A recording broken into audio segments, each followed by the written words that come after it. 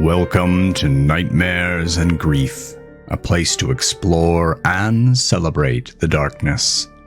Each episode, I'll read stories written by me, Derrick Heisey. So settle in, check under the bed, and pour a drink for the skeletons in your closet. It's time to start. Every year, when summer break hit, Evelyn and I made the drive from Pullman to southern Idaho. The trip always aimed for the same campsite, often even at the same plot within the camp, and we always did the same collection of things. We fished, we hiked, we made love in our tent. I thought it was the perfect way to end the year every year, and I always looked forward to it. But when we graduated, I asked Evelyn if she wanted to do something different. I felt like she deserved a change. I thought it might be nice to switch it up. But she hooked her mouth into an incredulous smile and cocked her eyebrows skeptically over bright, evergreen eyes. She asked why in the world I wanted to break our ritual. It felt nice, she added, to always rely on that trip, to know exactly what to expect. So we went. We packed our tent and cooler into the back of my Nissan Sentra and headed out. We knew the road by heart and didn't even need GPS to help us get there. If one of us didn't remember the turn, the other one did. I don't know why it took us so long to notice that something wasn't right. But when we did, it was because of the wheat. I saw it, but Evelyn pointed it out. She asked if there had been any fields on the road before. I told her no, not that I remembered. We debated turning back, trying to figure out how we'd gotten so lost in the first place until the road turned to dust. The Sentra hit a huge pothole and there was a sound like a gunshot, then the car lost traction. I limped the Sentra onto the side of the road beside the wheat. The tire must have blown out. We both got out, Evelyn to smoke and provide emotional support, and me to see about the car. I didn't pay much attention to the wheat at first because I was focused on the car. I didn't feel great about the donut getting us to a town where we could get the tire changed. For now, I didn't have any other choice, so I went ahead and started replacing it. Evelyn told me to look at the wheat. I set down the lug wrench and turned to face the golden sea. I don't know anything about wheat, but even I knew something was different about it. It didn't move in waves like they say in the songs, at least not in graceful ripples. Each stalk threw itself heavily, hatefully in one direction or the other. Evelyn was the one who noticed it. I was too busy trying to figure the car out. She leaned against the side of the car, her hair a tangled bushel of fire in the sun and breeze, eyes sheathed by huge sunglasses like she was a movie star. She'd taken out a cigarette and was about to light it. I told her I thought it was strange too, but it must be the variety. We were just a couple of city kids after all, so what did we know about wheat? Maybe the amber waves of grain thing had always been garbage. Evelyn gave a distracted grunt and flicked her lighter a few more times. I went back to the tire and got a few more lug nuts off before she gasped. I dropped the wrench and whirled around. The gasp was a small thing, but something about it sent the hair on the back of my neck to attention. An old man in overalls stood a few feet away, and he bent over to pick up Evelyn's lighter. He apologized gravely for scaring us as he smiled at her. "Do you mind not smoking around the field?" he asked. "The grain doesn't like it." It seemed rude to me at first that he'd ask it like that without first introducing himself. And, perhaps he did too because he chuckled sheepishly. He explained that it was a special field full of organic wheat, and it was very sensitive to many things. That's why it was important that we didn't smoke around it. We told him that we understood, and Evelyn apologized. Man thanked her with a big, wrinkled grin, maybe the most archetypical grandfather farmer you could picture. The only difference was in his arms and hands. They were lean and strong, closer to that of a fit 40-year-old than the 70 or so I guessed him to be. There were no traces of the bulbous, arthritic mushrooms formed around his joints which you'd expect, none of the bulging, knotted veins you see on old men. He looked powerful, especially for his age. I figured this was because he was a farmer, whereas every other old man I'd ever met was a city mechanic or a suburban dad. The country folk aged differently, I guess. I accepted his extended hand. He had a firm shake, took me off guard. The brilliant white of his teeth bothered me too, like they belonged to an influencer peddling one of those UV cleaning systems. He asked what the trouble with the car was, and I explained that the tire had popped in a pothole on the dirt road or something. His smile just got bigger and bigger as I spoke. I caught a glimpse of Evelyn as she gnawed her lip. She'd really wanted that cigarette, and the farmer, he finally introduced himself as Dan, made her uneasy. I could already hear her commentary in my head, how she probably thought he was staring at her boobs, how unsettling it was that he'd snuck up on us like that, how crappy and privileged it was that he didn't want her to smoke on public property, and since she was technically on the road, it should be okay.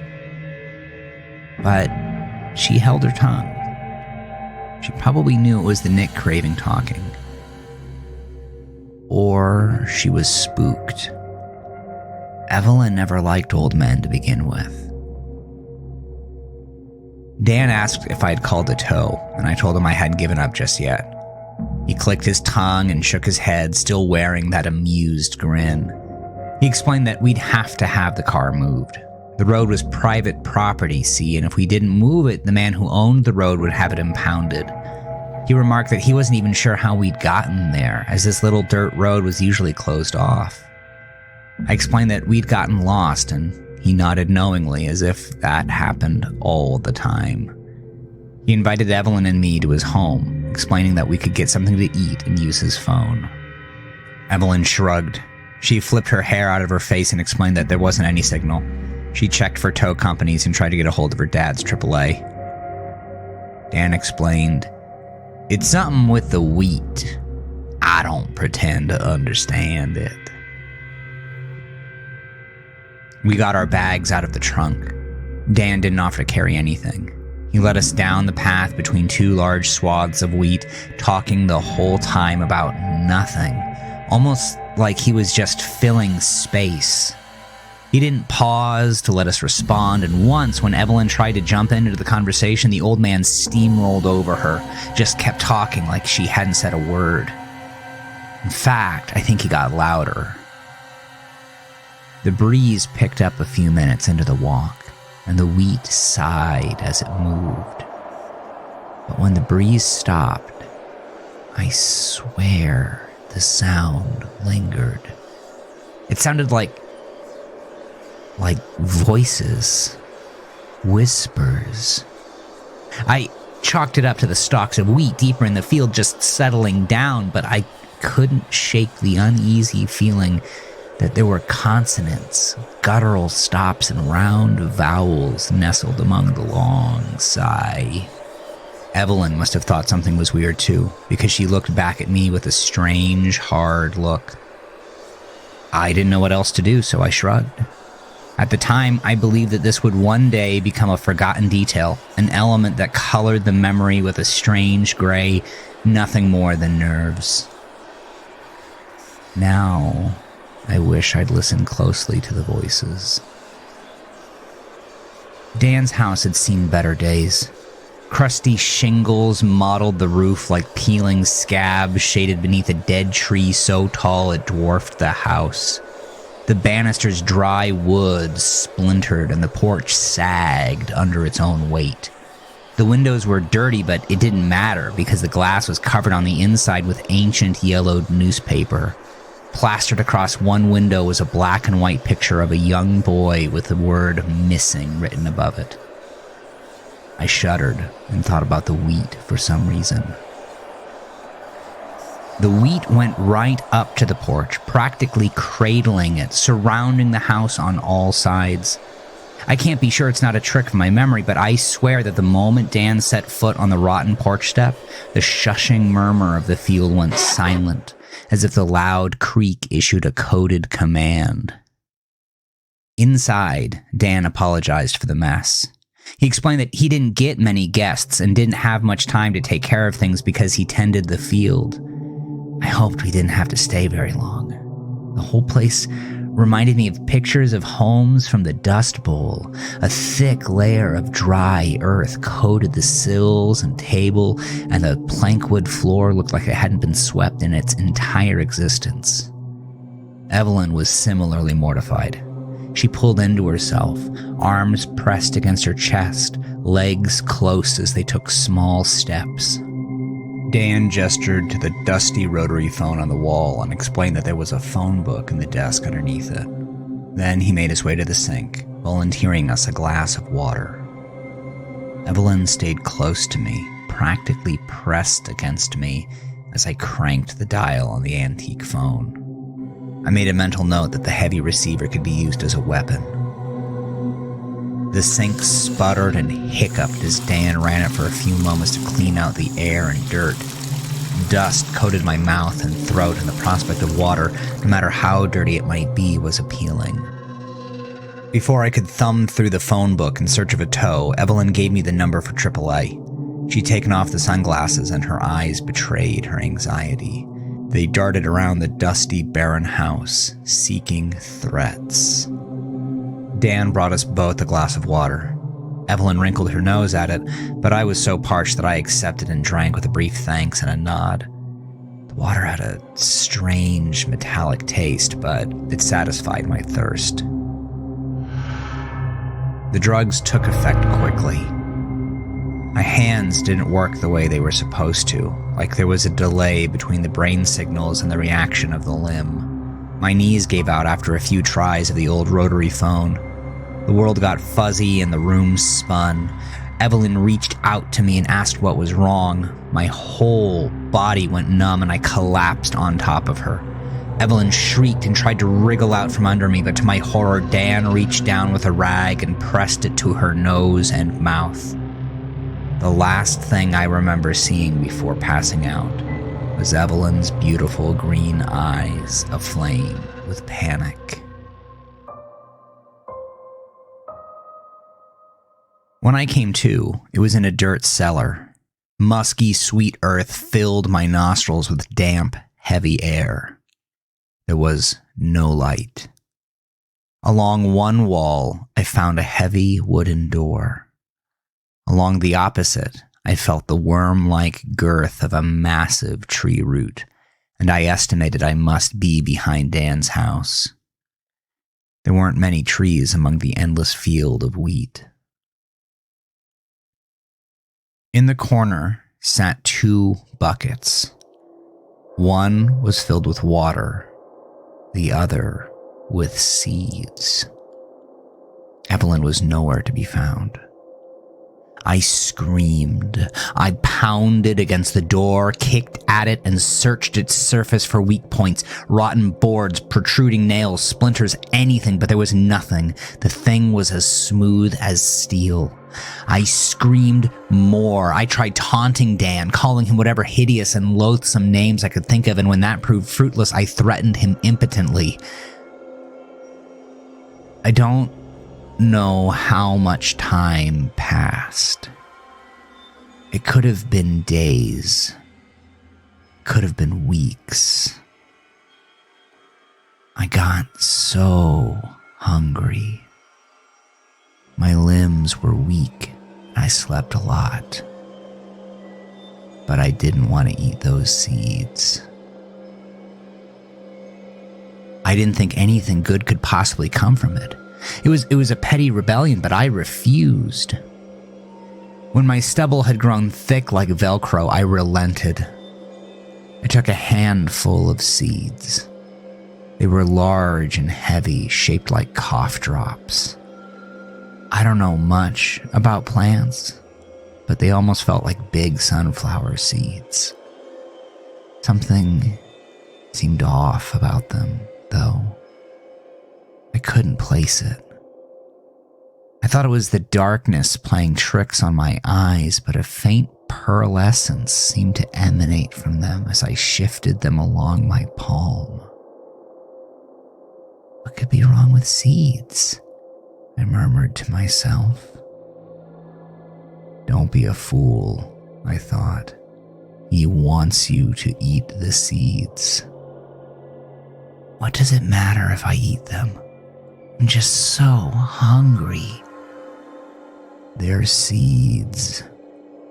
Seeds grow. My thoughts lingered on those words as I idly shifted the seeds in the bucket.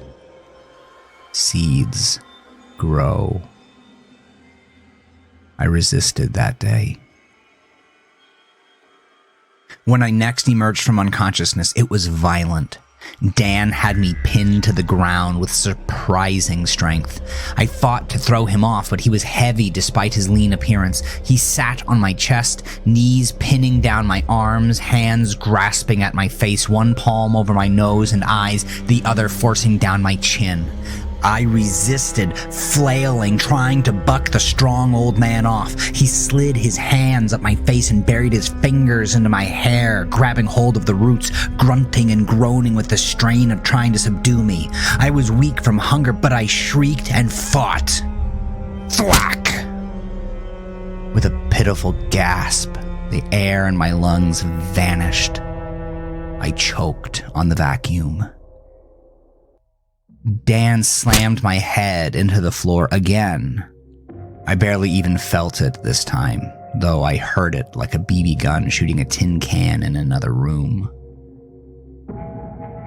I don't know if I was dazed or unconscious, but I don't remember him putting the tube in my throat.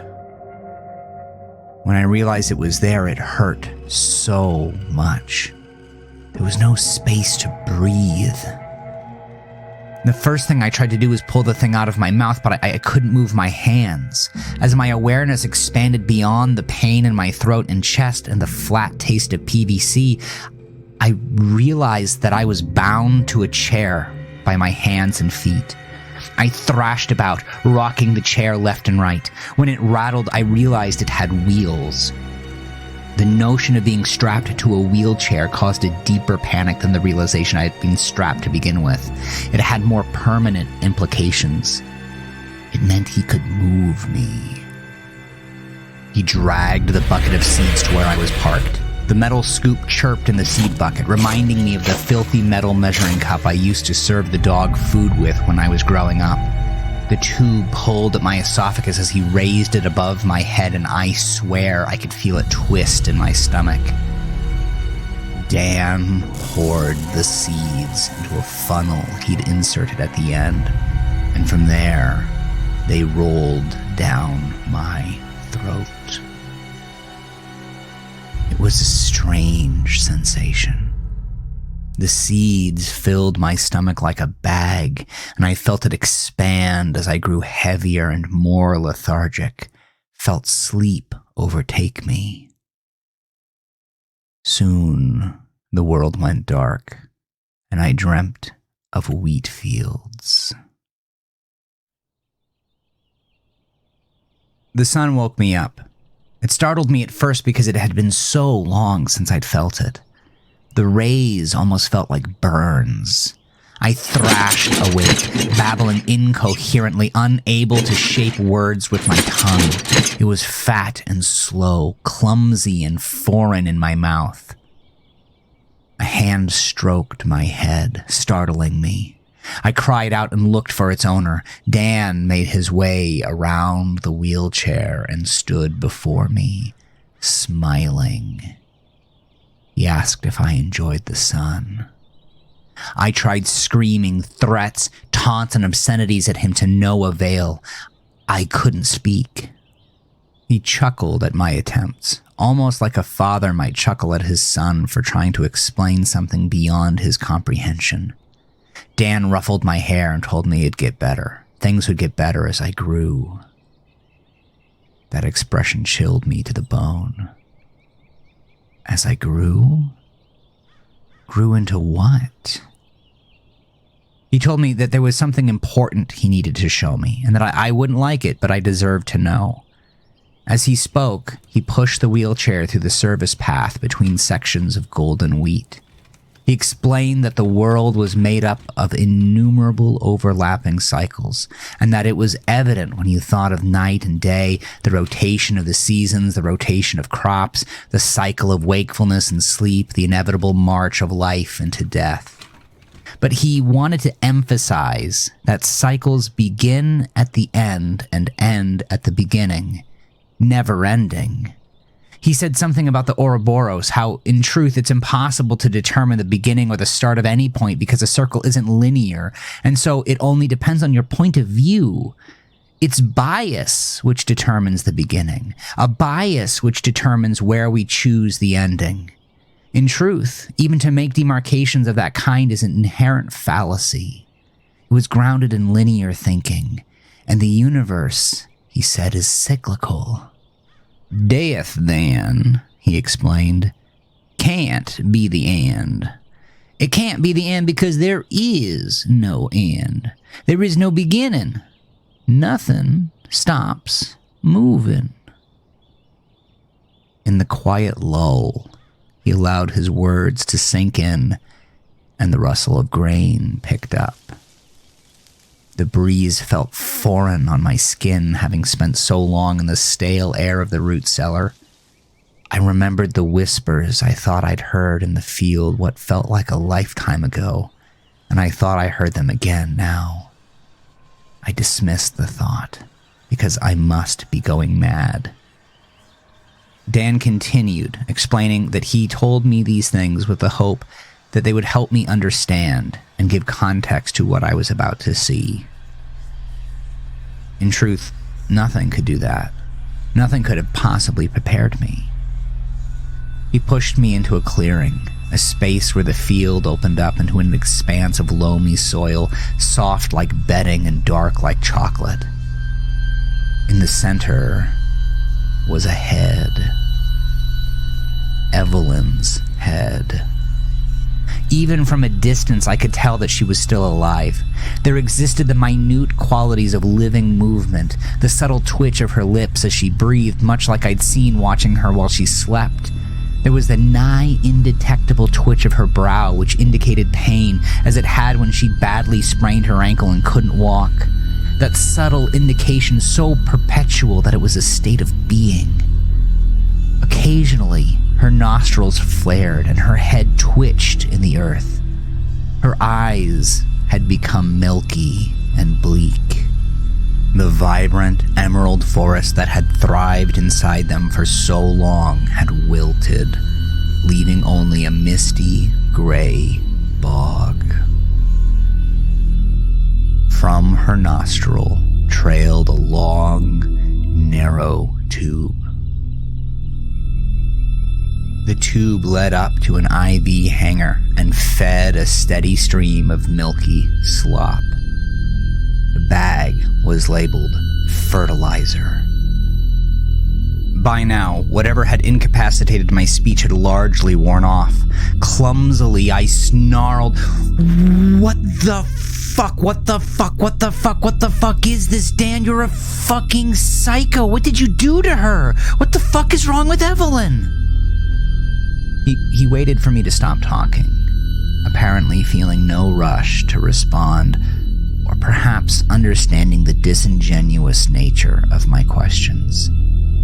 There could exist no possible answer remotely acceptable, and he probably knew it. When I quieted into a resentful, impotent simmer, he moved around the wheelchair to stand before her. "This is what I was talking about." He gestured at Evelyn as if the image of her would set it straight, the way a graph illustrates abstractions. She's rejoining the cycle. She's a part of the great wheel. Can't you see it turn? He paused again, waiting, gauging my reaction. I kept my expression still. I didn't allow my face to change, shift, or show. I couldn't give this monster the satisfaction of seeing me squeamish or seeing me sympathize. Truth be told, I didn't know what his purpose was. He seemed lonely, like he was invisible and desperate to be seen. I finally turned my face away. I stared hammers into the soil, silently repeating to myself, "Don't look at him. Don't see him. Don't look at him. Don't see him." He shifted his position to force himself into my field of vision while clutching my face. "Can't you see it? Can't you see it turn?" Before I could stop myself, my jaw clenched like a fist in my head as I envisioned beating Dan to a messy red pulp. He noticed and stroked my hair and cheek the way a grandmother might to a toddler grandson. He said I'd understand in time. He remarked that my hair was the same color as the wheat and called me his golden boy. He explained that I'd been chosen for something great, that I was here to help him. "There are no accidents," he explained. He'd been around long enough, longer than I could imagine, and had seen the web of time weaved with meticulous, intentional care. The only thing that I understood was that Dan intended to keep me here for a long time. He only had to force seeds down my throat once more. After that, a compulsion took root inside me. The first voluntary seed was eaten out of a daze, as if I wasn't in control of myself. See, I hadn't been in the wheelchair since I saw Evelyn, so I was free to pace about the dark room. I did so often, occasionally charging up the ramp, throwing my weight against the cellar doors and hoping it would break. It never worked. It never budged. At best, I would get dust in my eyes and mouth as a reward for my efforts. My shoulder and bicep ached, so most of the time, I paced. I could practically locate myself in the dark room by the smell of the seeds. That warm, malty odor reminded me of bread. Whenever I made my trip around the small cellar, the smell would strengthen and recede, marking the beginning and end of my circle. I thought about eating them. I imagined what they'd taste like, whether they'd be coated in grainy dust or if they'd be smooth and hard. But I pushed the thought out of my mind long enough to resist. I don't know how long I'd been pacing, but my legs ached and my feet were sore. I felt like if I stopped moving, then somehow Dan would win, so I kept moving. I clung to my idiot's defiance, getting close to the scent of seeds and then distant, close and then distant. Part of me wonders if that made it worse. Maybe if I'd stayed put beside the seeds, or better yet, on the opposite end of the room, then I could resist. But the tantalizing pattern of strong scent and then weak scent perpetually kept the seeds on my mind. And then I heard tiny voices. I assumed it was some ambient sound at first, and that explanation satisfied until the thought wandered into my mind that there was nothing in the root cellar to produce such ambience. There were no pipes, no air conditioner, no distant rumble of cars that could create the tiny sibilant sounds. Then I noticed that as I grew closer to the seed bucket, as the heady scent grew stronger, the whispers grew louder too. They didn't say anything, not with words at least, but still the voices urged me, called to me. I sat beside the bucket and strained my ears to hear, trying to distinguish the sound. I wasn't convinced that it was speaking. It had to be respiration or something. Maybe the seeds were fermenting somehow. But I wanted to know what it was. I needed affirmation. I needed to soothe my nerves. I wrapped my arms around the bucket and leaned my head close to the pile. And the sound grew louder but less distinct. However, the sense that I was being beckoned to became more powerful. The bread-like scent of the seeds became overwhelming, and combined with the whispers, I found my hands plunged deep into the bucket of seeds, moving submerged in their aqueous mass, appreciating the touch of thousands of little beads rubbing against my palms and knuckles. The motion disturbed their settled dust and sent the smell up to me even stronger. Pinched between my thumb and forefinger, I brought a single one of the large seeds to my lips. I rubbed the thing against my mouth and closed my eyes, even though it made no difference. A shudder ran up my spine as the whispers crescendoed into the dull roar of a waterfall. I slipped the seed into my mouth. The voices stopped.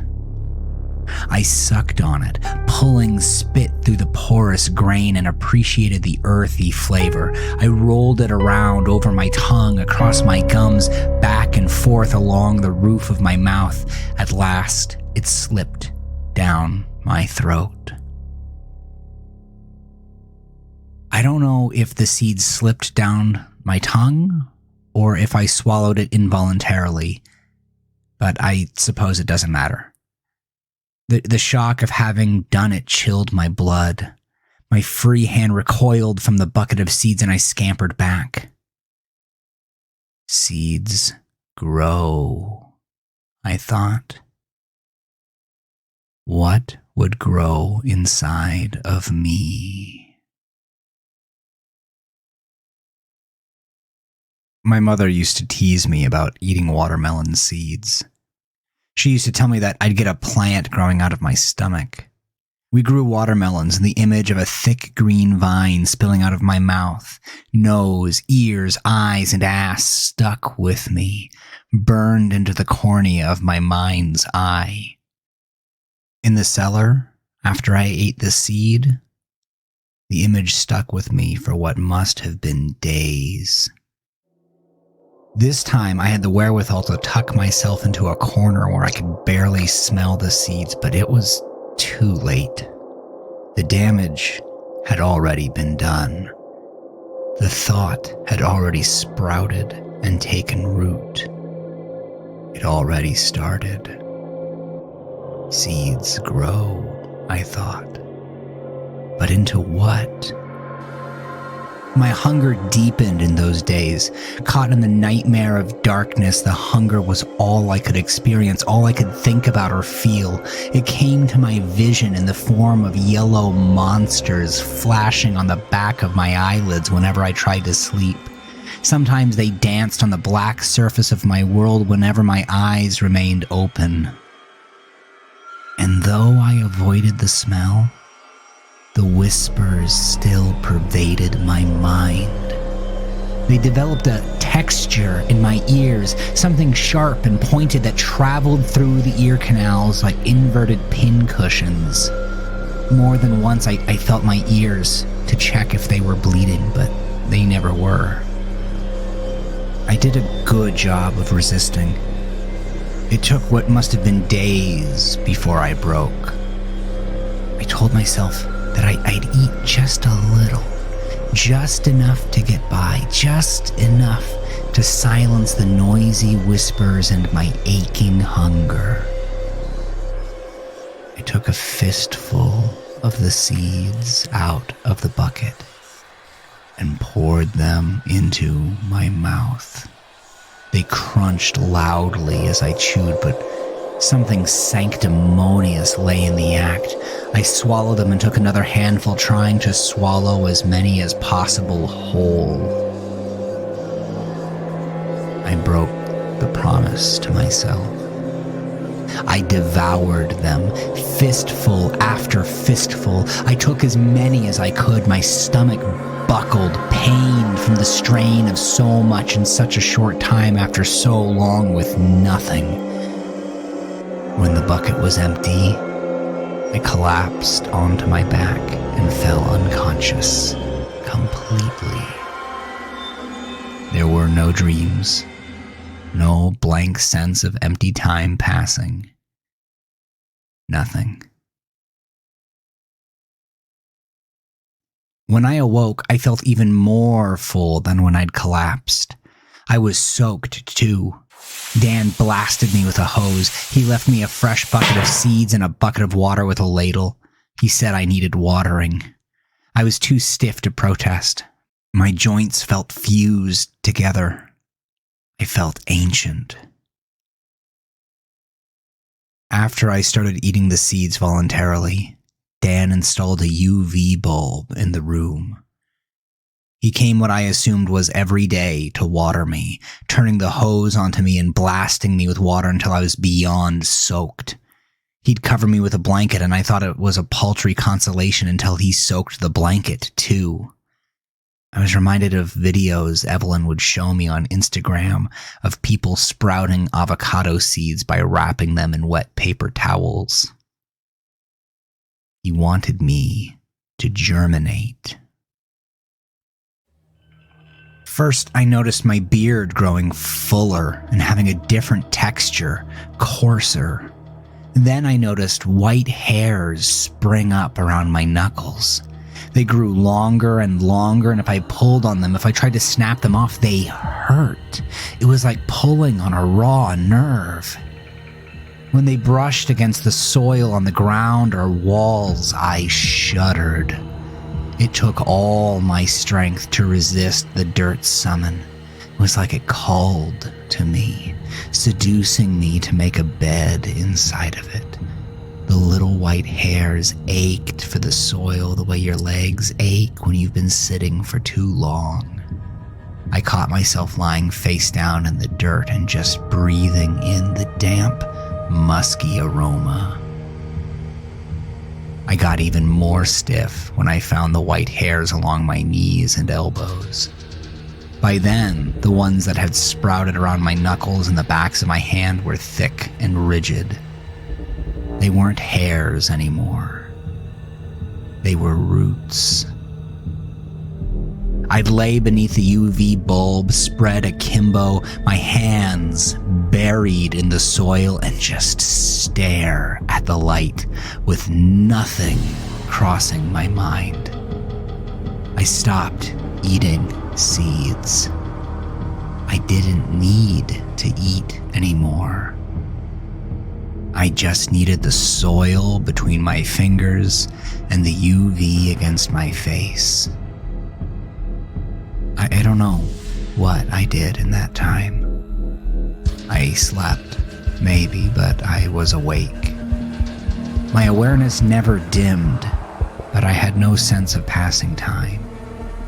I was aware of the damp root cellar around me, aware of Dan whenever he entered to spray soothing water on me, aware of the UV bulb's buzz. If anything, I was perhaps hyper-aware. I could hear the earthworms wriggling behind the cellar's dirt walls. I could smell the changes in pressure as the day above warmed and cooled and the weather changed. I was content simply to exist. By the time my legs turned into gnarled, twisted roots, thick and lumpy, I was completely paralyzed. Although I hadn't had the desire to move before, I hadn't lost my ability. Now, if I tried to shift, my limbs groaned like the creaking of strained wood. Dan practically snickered with glee. He cooed at how big I'd gotten. He strapped me onto a hand truck and rolled me out to the field where I'd seen Evelyn. The scavengers had picked her flesh clean. All that remained was a blanched skull planted in the earth, rising out from a vertebrate stalk and staring vacantly with hollow sockets, a few errant tufts of red hair throwing a tantrum in the strong breeze. "She fulfilled her purpose on the wheel," Dan said. "Now it's time for you to fulfill yours." I would have screamed. I would have raged against him. I would have cursed him and everything he loved. I would have broken every bone in his body, but I had taken Sprout fully, and my mouth was sewn shut by the innumerable woody rootlets protruding from my pores. My joints were fused into place like the limbs of a tree. He spoke to me while he dug a hole. I don't really know what he was talking about. I was lost in my murderous fantasies, but he started talking about cycles again, and how I wasn't the first person this had happened to. He said I wouldn't be the last. He talked about responsibility and how it's not chosen but thrust upon a person. Then he loosened the straps around me, heaved me off the hand truck, and settled me into the soil's depression. The cool, damp earth soothed my tender roots. I hated that I felt like I belonged there. From the waist down, with my hands buried by my side, my body felt like it could finally stretch out and get comfortable. The roots protruding from my legs and knuckles nestled into the earth, writhing like a dog circling in bed before settling down. Dan had placed me so that my face was turned towards the sun. It was so nice. I sighed with relief. I grew fast, surprising even Dan. He came to eat lunch in my shade every day. My branches stretched out and my leaves grew thick, broad, and green. They whisper in the wind. I hear the wheat now. It calls out to me. It calls me its protector. Dan has called me that too. He said his place in the cycle had been to tend the field, and he'd done so for generations. The wheat kept him strong. But when the old tree behind the house died, he knew it was time to start a new cycle. He cut it down and said his job was over now that I'd grown so big and tall and strong. He could let me take over. Dan used the wood from the old tree to build a scaffold and hung himself from my branches. Now it's just Dan and me and the wheat, the endless field of wheat. I don't yet know what my role is in this world, but I understand now. The end is the beginning. The beginning is the end. On and on and on.